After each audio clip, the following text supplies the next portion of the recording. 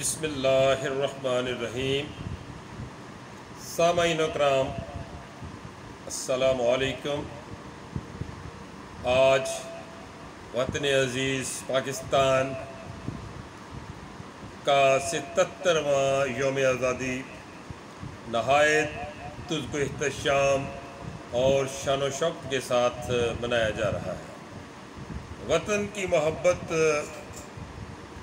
کہنے کی ضرورت نہیں ہے، ہر شخص کو فطری طور پر اپنے وطن سے محبت ہوتی ہے، اور میں سمجھتا ہوں جس شخص کو اپنے وطن سے محبت نہیں ہے اس کو پھر اپنے آپ سے بھی محبت نہیں ہے۔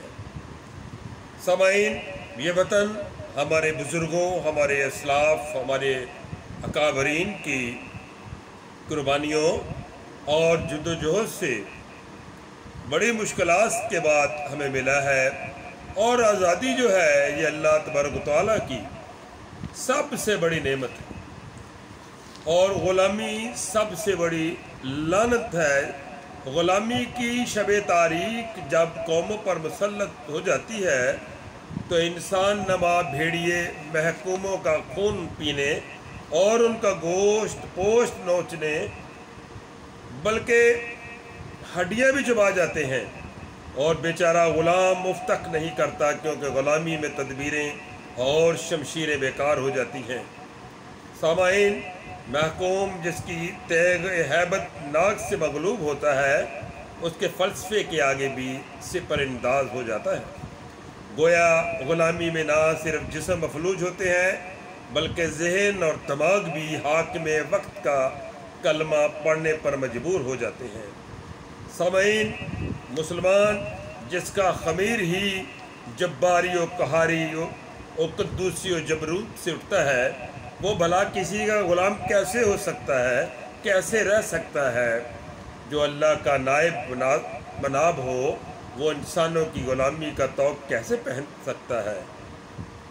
جو عرض ہستی پر خلیفہ اللہ ہو وہ خدا کے باغیوں کے آگے کیسے سر جھکا سکتا ہے؟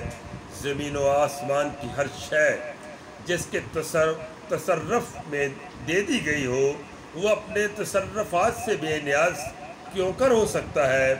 ہاں، جب وہ اپنے منصب جلیلہ کی بلندیوں سے نیچے اتر آئے یا غداروں کی غداری اسے غلامی کے طوق و سلاسل پہنا دے تو پھر بھی وہ مطمئن ہو کر نہیں بیٹھ جاتا، بلکہ انہیں توڑنے کے لیے مسلسل کوشش کرتا رہتا ہے، تاکہ یہ یا اپنی جان آفرین کے سپرد کر دیتا ہے یا اپنے عزم و عین گداز سے ان زنجیروں کو کاٹ کر پھینک دیتا ہے جو اس کی سرفرازی کو سن نگو ہونے پر مجبور کر دیتی ہے۔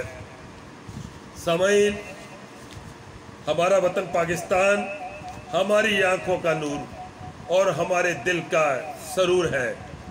یہ وہ کوہ طور ہے جس کی تجلیات سے ہمارے سینے معمور اور ہماری نظریں مخمور ہیں۔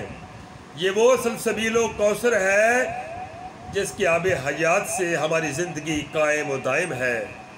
یہ وہ بہشت بری ہے یہاں ہم امن و راحت کی بانسری بجاتے ہوئے محو خرام ہیں، اور یہ ہمارا وہ تخت جلال ہے جسے ہم نے دین و ایمان کو محفوظ رکھنے کے لیے بچایا ہے۔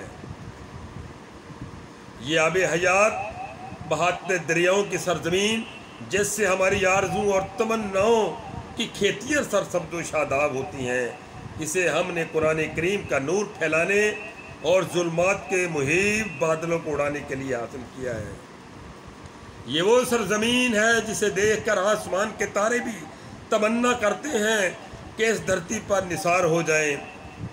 چاند اسے نور کی کبائیں پہناتا ہے، سورج اس کے گلے میں سنہری کرنوں کے ہاتھ ڈالتا ہے، آسمان شبنم افشانی کر کے اس کے حسن کو نکھارتا ہے، ہوائیں اس کے پھولوں کو لوریاں دیتی ہیں، اور طائرانے خوش الحان کی تقدیس کے نغمے گاتے ہیں۔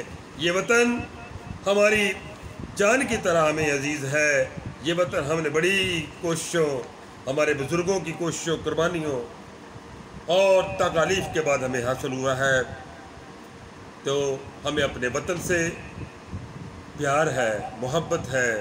خدا کرے کہ میری عرض پاک پر اترے وہ فصل گل جسے اندیشہ زوال نہ ہو، یہاں جو پھول کھلے رہے برسوں، یہاں خزاں کو بھی گزرنے کی مجال نہ ہو۔